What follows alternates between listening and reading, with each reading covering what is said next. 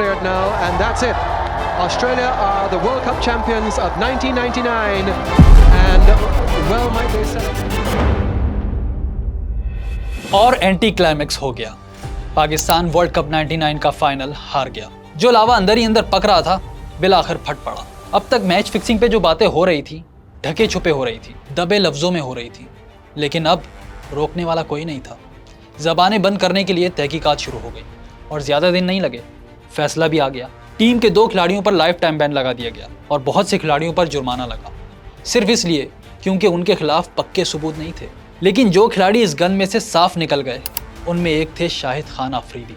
जी हाँ, लाला में आप 10 बुराइयां निकाल सकते हैं, उनके एटीट्यूड पर एतराज़ कर सकते हैं, चाहें तो उन्हें एक मीडियोकर प्लेयर भी कह सकते हैं, लेकिन आप ये नहीं कह सकते कि लाला ने कभी फिक्सिंग की है।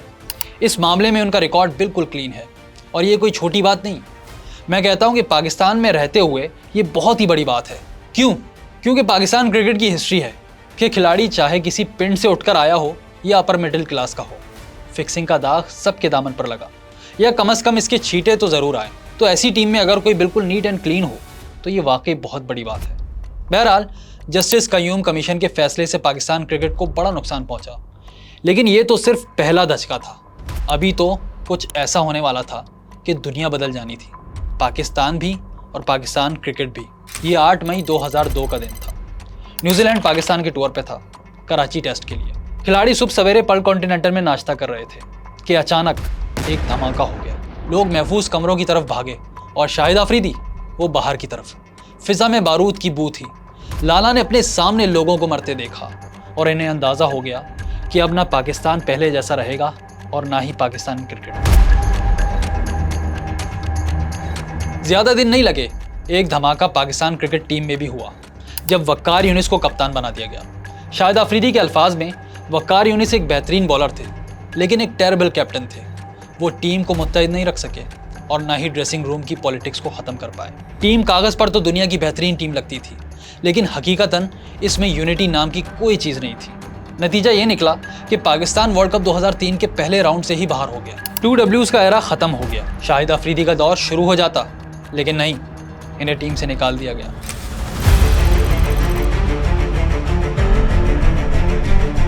टीम पाकिस्तान में शाहिद अफरीदी की वापसी तकरीबन 1 साल बाद हुई, और वो भी क्या कमबैक था, मज़ा आ गया। ये पाक इंडिया सीरीज़ का दूसरा वनडे था जो रावलपिंडी में खेला गया। यहाँ शाहिद अफरीदी ने बनाए सिर्फ 58 गेंदों पर 80 रन, 10 चौकों और 4 छक्कों के साथ। ये टूर था तो बड़ा ही यादगार, लेकिन पाकिस्तान जीत नहीं पाया। टेस्ट सीरीज़ भी हारा और वनडे भी।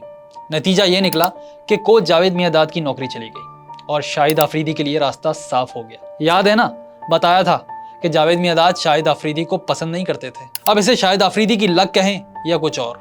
नए कोच बने बॉब वुल्मर। अफरीदी एक वाइल्ड हॉर्स थे, इन्हें कंट्रोल करना इतना आसान नहीं था। हर कोच ने उनका गेम बदलना चाहा, लेकिन ना लाला ने बदलना था ना बदले।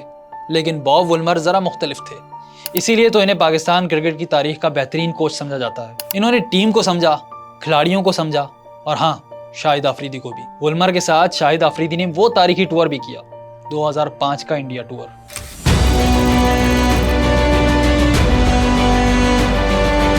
पाकिस्तान और इंडिया के क्रिकेट रिलेशन अब अपने उरूज पर थे। 2005 में पाकिस्तान ने इंडिया का जवाबी टूर किया, एक बहुत ही यादगार टूर, पाकिस्तान के लिए भी और अफरीदी के लिए भी। दिल्ली में होने वाला पहला टेस्ट तो लाला ने नहीं खेला, लेकिन कलकत्ता टेस्ट में उनकी वापसी जरूर हो गई। दूसरी इनिंग्स में वो टॉप स्कोरर रहे, लेकिन पाकिस्तान को जितवा नहीं सके। तीसरा टेस्ट बंगलोर में हुआ, उस बंगलोर में जिससे पाकिस्तान की बड़ी खूबसूरत यादें जुड़ी हैं। लेकिन ये क्या, लाला को फर्स्ट बॉल डक मिला। यूनिस खान की डबल सेंचुरी और इंजमामुल हक के 184 रन की कैप्टन इनिंग्स ने पाकिस्तान को बचाया और 570 रन तक पहुंचाया।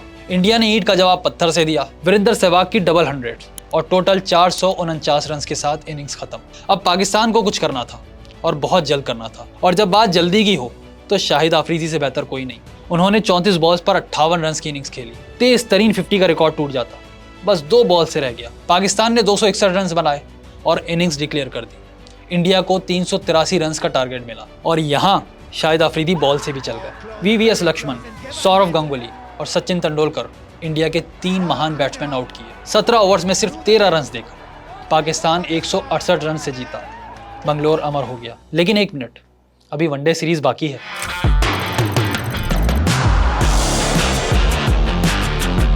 पाक इंडिया वनडे सीरीज 2005। इंडिया पहले दोनों मैचेस जीता और पाकिस्तान अगले दोनों।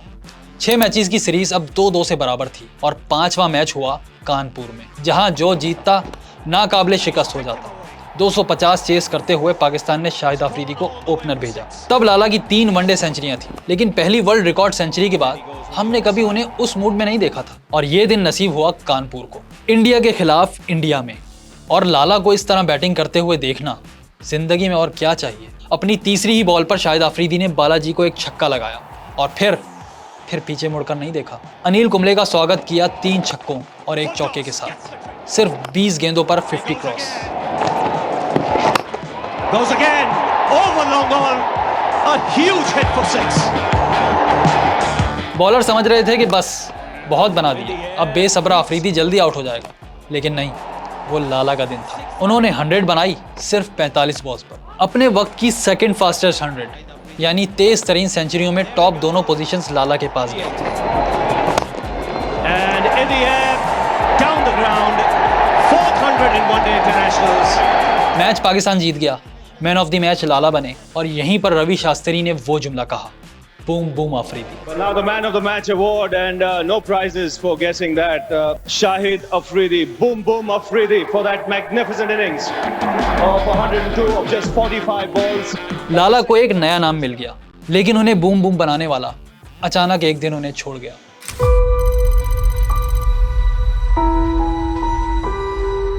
शाहिद अफरीदी को जिंदगी का सबसे बड़ा गम पहुंचा 2007 में। वर्ल्ड कप 2007 में पाकिस्तान की हार और कोच बॉब वुलमर की वफात, पाकिस्तान क्रिकेट हिल कर रह गई। शाहिद अफरीदी कहते हैं, ये मेरे करियर का सबसे टफ टाइम था। और फिर वर्ल्ड कप की हार एक और कप्तान खा गई। टीम अब नए हाथों में थी, शोएब मलिक नए कप्तान बने। इस भयानक वर्ल्ड कप के बाद पाकिस्तान की पहली सीरीज हुई श्रीलंका के खिलाफ। पहले वनडे में पाकिस्तान 236 चेस कर रहा था और 137 रन पर 5 विकेटें गिर चुकी थी। बाकी 18 ओवर्स में 99 रन दरकार थे। यहाँ शाहिद अफरीदी आए और माहौल बदल दिया। उन्होंने 34 गेंदों पर 73 रन बनाए। मलिंगा बंद्रा को 1 ओवर में 32 रन भी मारे। ये इनिंग्स थी बॉब वुलमर के लिए और साथ ही एक नए शाहिद अफरीदी की आमद का ऐलान भी थी, क्योंकि अब नया जमाना आ चुका था, T20 का जमाना।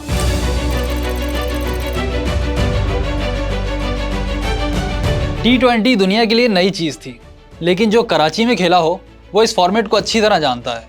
शाहिद अफरीदी की तो आंखें चमक उठी। ये फॉर्मेट तो समझे उन्हीं के लिए बना था। तो साल 2007 में T20 का पहला वर्ल्ड कप खेला गया और शाहिद वहां अपनी फुल फॉर्म में नजर आए, खास तौर पर बॉलिंग में। सिर्फ 15 के एवरेज से 12 विकेटें ली। बैटिंग में भी तकरीबन 200 के स्ट्राइक रेट से खेले। पाकिस्तान फाइनल में पहुंच गया और यहाँ फिर एंटी क्लाइमेक्स हो गया। पाकिस्तान हार गया।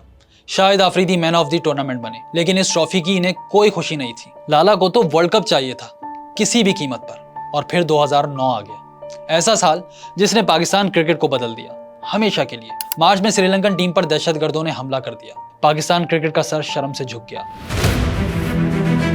और इसी झुके सर के साथ टीम 2009 का T20 वर्ल्ड कप खेलने गई और फिर दुनिया को बता दिया कि पाकिस्तान क्रिकेट जिंदा है और जिंदा रहेगी। ये वर्ल्ड कप तो था ही शाहिद अफरीदी का। न्यूजीलैंड के खिलाफ मैच, और इसका ये मोमेंट तो आज भी सबको याद होगा। ये शानदार कैच टूर्नामेंट में पाकिस्तान की किस्मत बदल गया। पाकिस्तान जीत गया और फिर जीतता ही चला गया। सेमीफाइनल में भी लाला अपनी पीक पर दिखाई दिए। 1 डाउन आए और 34 बॉल्स पर 51 रन की इनिंग्स खेली और फिर मैच टर्निंग बॉलिंग स्पेल भी करवाया। लाला ने हर्षल गिब्स और AB डिविलियर्स की बड़ी विकेटें ली और पाकिस्तान फाइनल में पहुंच गया और फिर लॉर्ड्स का लॉर्ड बन गया। लाहौर अटैक के सिर्फ 3 महीने बाद पाकिस्तान क्रिकेट 7वें आसमान पर थी। और जब भी ऐसा होता है समझे अब टीम जमीन पर गिरने के लिए तैयार है। और ज्यादा दिन नहीं लगे, टीम में एक फुल ब्लोन बगावत हो गई, जिसका मेन किरदार थे शाहिद खान अफरीदी।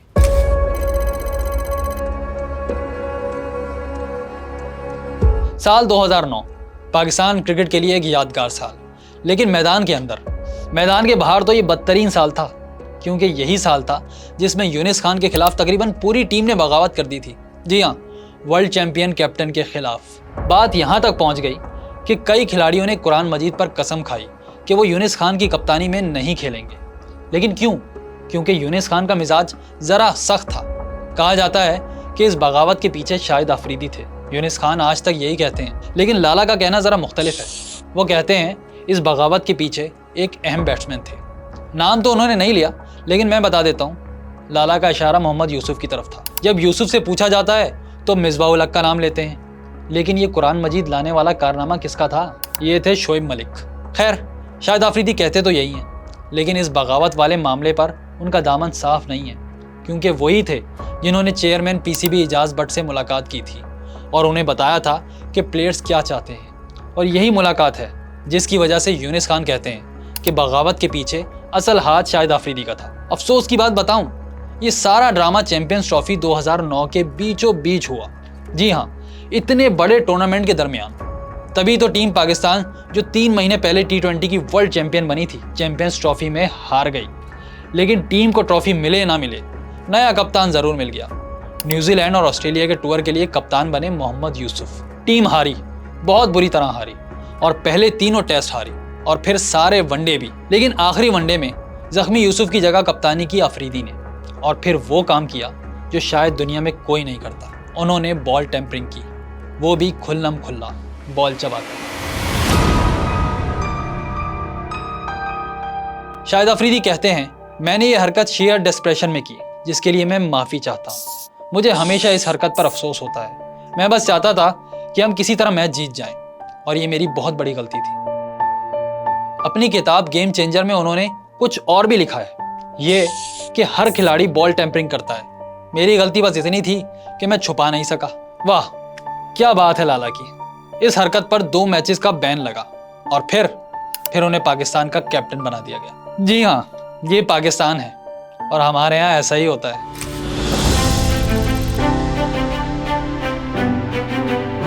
बतौर कैप्टन शाहिद आफरीदी का पहला मुकम्मल टूर था एशिया कप 2010। एक जबरदस्त टूर्नामेंट। वो बैटिंग में अपनी पीक पर नजर आए। टूर्नामेंट में 1 नहीं 2 सेंचुरियां बनाई। श्रीलंका के खिलाफ 76 गेंदों पर 109 रन और फिर बांग्लादेश के खिलाफ 53 बॉल्स पर सेंचुरी।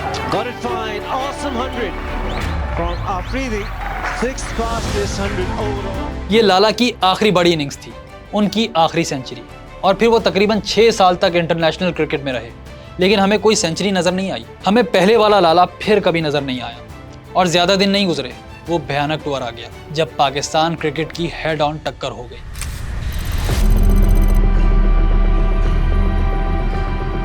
– 2010 में पाकिस्तान और ऑस्ट्रेलिया की टेस्ट सीरीज हुई। कहाँ? इंग्लैंड में। जी हाँ, पाकिस्तान ने अभी यूएई को अपना घर नहीं बनाया था। इस अजीब फैसले के साथ एक गरीब फैसला भी किया गया। शाहिद आफरीदी को टेस्ट कैप्टन बना दिया गया। पहली इनिंग्स 15 गेंदों पर 31 रन, वो भी उस वक्त जब पाकिस्तान के 83 पर 5 आउट थे, और दूसरी इनिंग्स 4 गेंदों पर 2 रन। मैच खत्म और साथ ही टेस्ट करियर भी खत्म। जी हाँ, शाहिद आफरीदी ने एज अ कैप्टन अपने पहले ही टेस्ट में रिटायरमेंट का ऐलान कर दिया। वो जिस तरह दूसरी इनिंग्स में आउट हुए, वो तो लाला के अपने स्टैंडर्ड से भी बहुत गिरा हुआ था। लेकिन बाद में जो कुछ हुआ, उससे समझ आ गई कि शाहिद आफरीदी को हुआ क्या था। जी हाँ, स्पॉट फिक्सिंग स्कैंडल। इंग्लैंड का यही टूर था जहां बाद में वो तमाशा हुआ जिसने पाकिस्तान क्रिकेट को बहुत बड़ा नुकसान पहुंचाया। शाहिद आफरीदी कहते हैं कि मैंने फिक्सर मजहर मजीद को पहली बार एशिया कप 2010 में देखा था और टीम मैनेजमेंट को बताया था कि ये बंदा मशकूक है, खिलाड़ियों को इससे दूर रखें। लेकिन टीम में मेरी नहीं सुनी गई, और जब इंग्लैंड में भी यही बंदा नजर आया तो मैंने टेस्ट टीम छोड़ने का फैसला कर लिया। गुस्से में, फ्रस्ट्रेशन में। तब पाकिस्तान ने सलमान बट को नया कैप्टन बना दिया, और कुछ ही दिन बाद दुनिया को ये पता चल गया, स्पॉट फिक्सिंग स्कैंडल सामने आ गया। शाहिद आफरीदी टीम के लिमिटेड ओवर्स कैप्टन तो थे ही। बताते हैं, मेरे लिए सबसे बड़ा मसला था अब लोगों को फेस कैसे करूंगा। ये लाला ही थे जिन्होंने इस स्कैंडल के बाद मैदान के अंदर भी और मैदान के बाहर भी इस अजाब का सामना किया। उन घूरती हुई नजरों को देखा, उल्टी सीधी बातें सुनी, गलती किसी और की थी और मैदान में भुगत कोई और रहा था। Under pressure Pakistan one day series के पहले दोनों मैचेस हार गया। अब फ्रस्ट्रेशन अपनी पीक पर थी जब पाकिस्तान ने आखिरी जोर लगाया, अगले दोनों मैचेस जीत गया, सीरीज बराबर हो गई। बस आखिरी धक्के की जरूरत थी। सिर्फ एक मैच जीत जाए तो दुनिया को पता लग जाएगा कि सब पाकिस्तानी बिकाऊ नहीं होते। वो मैदान पर जान लड़ाने वाले खिलाड़ी हैं। पाकिस्तान को एक जीत की जरूरत थी, अपनी इज्जत के लिए, वक़ार के लिए। पाकिस्तान आखिरी वनडे हार गया और टीम सर झुकाए मुल्क वापस आ गई। शाहिद आफरीदी अपनी किताब में लिखते हैं, इमरान खान को एज अ कैप्टन इख्तियार दिया गया था, टीम उन्होंने बनाई और सब कुछ हासिल करके भी दिखाया।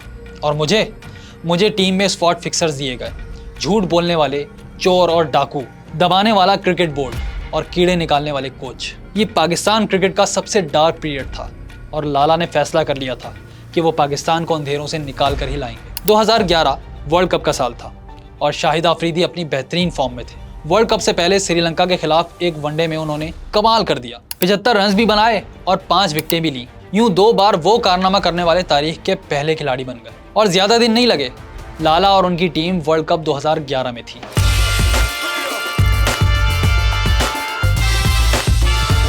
वर्ल्ड कप 2011 तारीख के बेहतरीन वर्ल्ड कप टूर्नामेंट में से एक, जिसके मेजबानों में एक पाकिस्तान भी था, लेकिन ये मेजबानी पाकिस्तान से छीन ली गई। स्पॉट फिक्सिंग भी लोग भूले नहीं थे। तब एक लूली लंगड़ी टीम वर्ल्ड कप खेलने आई जिसे कोई रेट नहीं कर रहा था, खुद पाकिस्तान वाले भी नहीं, लेकिन टीम अफरीदी ने कमाल कर दिया। 1 नहीं 2 नहीं, तकरीबन सारे ही मैचेस जीतते हुए क्वार्टर फाइनल में पहुंच गई। ये तकरीबन मैंने इसलिए कहा क्योंकि पाकिस्तान एक मैच हारा था न्यूजीलैंड से। बहरहाल पाकिस्तान क्वार्टर फाइनल में पहुंच गया, जहां मुकाबला था वेस्ट इंडीज से। यहाँ शाहिद अफरीदी ने ली 4 विकेटें और पाकिस्तान 10 विकेटों से जीत गया। अब सब जाग गए थे, माहौल बन गया, गाने आ गए, क्योंकि अब मुकाबला था इंडिया से। 30 मार्च 2011 और मैदान मोहाली। इससे बड़ा मैच कोई और हो ही नहीं सकता था। पूरा सब कॉन्टिनेंट समझे रुक सा गया, थम सा गया। और फिर जितना बड़ा मैच था, पाकिस्तान ने उससे भी बड़ी गलतियां की। सचिन तेंदुलकर के 1-2 नहीं 4 कैचेस छोड़ दिए। Oh no, he hasn't dropped it. Kidding me. Tendulkar has now been dropped 4 times. यहाँ तक कि शाहिद अफरीदी ने कैच करके बताया कि पकड़ना कैसे है। Sachin Tendulkar is caught an extra cover. Pakistan match में वापस तो आया, लेकिन सिर्फ कुछ देर के लिए। 261 रन का टारगेट आसान नहीं था, फिर विकेटें भी गिरती गई। 50 गेंदों पर 77 रन की जरूरत थी। तब शाहिद अफरीदी भी आउट हो गए। उनका वर्ल्ड कप जीतने का ख्वाब ही रह गया। बल्कि उसके बाद तो वो कोई ट्रॉफी नहीं जीत पाए, ना वनडे वर्ल्ड कप, ना T20 और ना ही चैंपियंस ट्रॉफी। लाला का दामन हमेशा खाली रहा। लेकिन एक मिनट, वर्ल्ड कप 2011 से अपनी रिटायरमेंट तक उन्होंने पाकिस्तान क्रिकेट को कई मोमेंट जरूर दिए।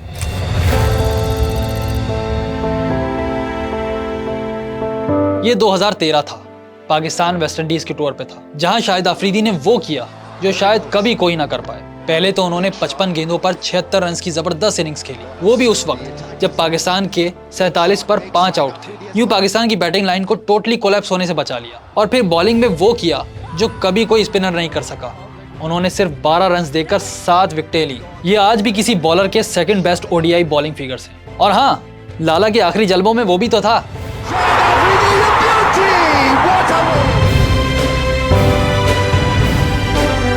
जी हाँ, एक ऐसा मोमेंट जो पाकिस्तान क्रिकेट में हमेशा जिंदा रहेगा। ये दिन था 2 मार्च 2014 का, मुकाम मीरपुर ढाका, और मैच था पाकिस्तान और इंडिया का। पाकिस्तान 246 रन चेस कर रहा है और 44वें ओवर में मोहम्मद हफीज की विकेट गिर गई जब शाहिद अफरीदी मैदान में एंटर हुए। दूसरे एंड से विकेटें गिरती गईं, यहाँ तक कि आखिरी ओवर आ गया। एक ओवर में 10 रन और सईद अजमल पहली बॉल पर क्लीन बोल्ड। अब सिर्फ एक बॉल पाकिस्तान के लिए मैच खत्म कर सकती थी। आखिरी बैट्समैन जुनैद खान ने एक कीमती रन लिया और लाला को आश्विन के सामने कर दिया। अब बाकी थी 4 गेंदें और 10 रन। और भाई ये बात समझ लें, लाला आखिर तक इंतजार नहीं करता, उन्होंने अगली बॉल पर छक्का लगाया और फिर नेक्स्ट बॉल इस पर शॉट लगा तो दिल उछलकर हलक में आ गया। कैमरा आसमान की तरफ था और एक लम्हे के लिए खामोशी छा गई। करोड़ों दिल जोर जोर से धड़कने लगे। ऐसा लगा ये सदियों का इंतजार है। और फिर आवाज आई,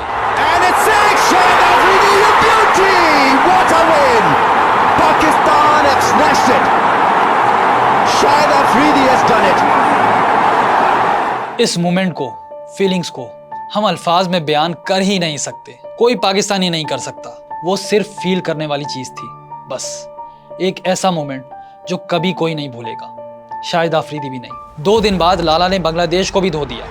327 चेस करते हुए 225 पर 5 आउट थे। 52 बॉल्स पर जरूरत थी 102 रन की। यहाँ से कौन जीत सकता था? और लाला मैदान में दाखिल हुए और बताया कि कैसे जीता जाता है। इंजर्ड लाला ने 25 बॉल्स पर 59 रन बनाए, 7 छक्के और 2 चौके, और पाकिस्तान आखिरी ओवर में 3 विकेटों से मैच जीता और बांग्लादेशी फैंस रो पड़े। They cannot believe it. Look at the reaction. Shahid Afridi का करियर एक ही चीज की वजह से मशहूर था, अपने छक्कों की वजह से। कई यादगार छक्कों के बीच उनका एक छक्का ऐसा भी था जो आज भी कंट्रोवर्शियल है। ये था 153 मीटर का नहीं, 158 मीटर का शायद, अरे नहीं 160 मीटर का। बल्कि आज तक पता ही नहीं चला कि ये छक्का था कितना लंबा, क्योंकि उस मैदान में ये टेक्नोलॉजी थी ही नहीं। लेकिन लाला के फैंस कहते हैं ये क्रिकेट हिस्ट्री का सबसे लंबा छक्का था तो वाकई बहुत बड़ा, लेकिन क्या वाकई बिगेस्ट सिक्स था, ये कोई नहीं जानता। हाँ, ये बात है कि मैदान पर्थ का हो या जोहानिसबर्ग का, ये लाला के बड़े छक्कों में से एक जरूर था। वैसे जिस रिकॉर्ड को लाला ने हमेशा सीने से लगा कर रखा वो भी टूट गया। 2014 नए साल की पहली सुबह का सूरज तुलू हुआ और शाहिद अफरीदी को एक आवाज आई, चाचू आपका रिकॉर्ड टूट गया। न्यूजीलैंड के एक अननोन से प्लेयर कोरी एंडरसन ने 36 बॉल्स पर 100 बनाकर नया वर्ल्ड रिकॉर्ड बना दिया।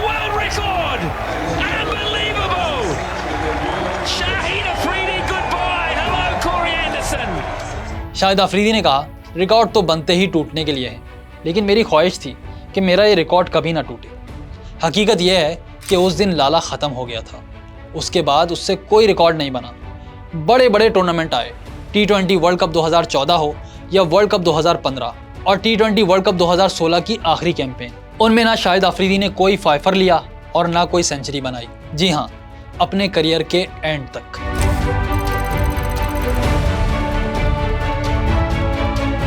पाकिस्तान में कभी ऐसा नहीं हुआ कि कोई खिलाड़ी अपने उरूज पर क्रिकेट छोड़े। आखिर क्यों? उसकी बहुत सी वजूहात हैं। पाकिस्तान में क्रिकेटर्स बहुत ज्यादा पढ़े लिखे बैकग्राउंड से नहीं आते, दुनिया में कहीं भी नहीं आते, लेकिन बोर्ड उन्हें ग्रूम करता है, तैयार करता है, मैदान के लिए भी और मैदान के बाहर की दुनिया के लिए भी। पाकिस्तान में ऐसा नहीं होता। यहाँ खिलाड़ियों के पास एक ही रास्ता है, मैदान में परफॉर्मेंस। इनका रोजगार सिर्फ खेल से है, बस यही उनकी रोजी रोटी है, इसीलिए करियर को खींचते रहते हैं। शाहिद अफरीदी ने भी ऐसा ही किया। 2014 उनके लिए परफेक्ट साल था, लेकिन उन्होंने फैसला नहीं लिया। ये वर्ल्ड कप 2015 था जो उनके वनडे करियर को खत्म कर गया। जैसी भयानक परफॉर्मेंस पाकिस्तान की रही, वैसी ही लाला की थी।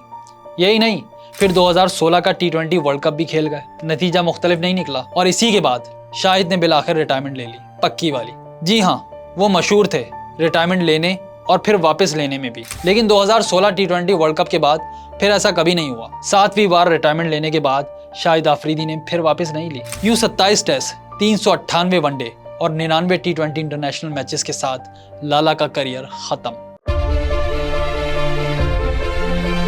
11,000 से ज्यादा इंटरनेशनल रन्स और तकरीबन 550 विकेटों के साथ, और हाँ, वनडे इंटरनेशनल्स में सबसे ज्यादा छक्कों के साथ भी शाहिद अफरीदी ने जिंदगी में बहुत कुछ अचीव किया और बहुत कुछ वो नहीं कर सके। इसमें सिर्फ उनका कसूर नहीं था। पाकिस्तान में क्रिकेट को जैसे चलाया जाता है, यहाँ तो डॉन ब्रैडमैन भी आ जाए तो नहीं संभाल सकते।